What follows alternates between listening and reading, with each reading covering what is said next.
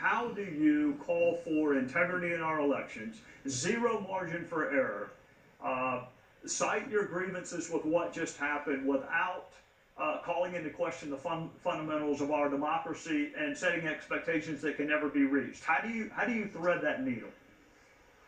Yeah, well, I think you can actually, and it was interesting. Some of you may have saw the president's most latest address, a couple minutes long, and I thought he came closer to doing that because look, here's the deal. You can believe that there was not fraud out there that was ever enough that it was going to overturn the results of elections in 6 states.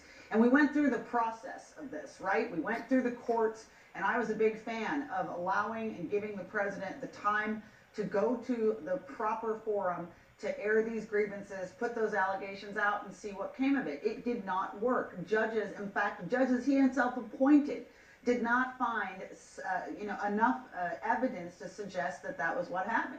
That being said, one of the reasons people don't have a lot of faith in the results of this election is because everybody knows that, especially in Democratic states, the rules were all changed at the last minute.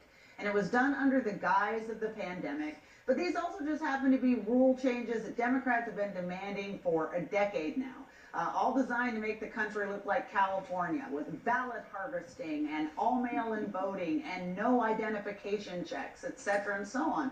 So one of the things the president said in his most latest address is, we conservatives, I'm accepting the outcome of this election. We're going to have an orderly transition, but we conservatives have to make a point going forward of ballot integrity and of making sure that the rules are consistent and the same and that people can have some trust. And, that's the way he could have handled this going all the way back, weeks ago. I think if he had, and he'd have made that a priority, then maybe he would have won Georgia. I think he would have, but this came too late.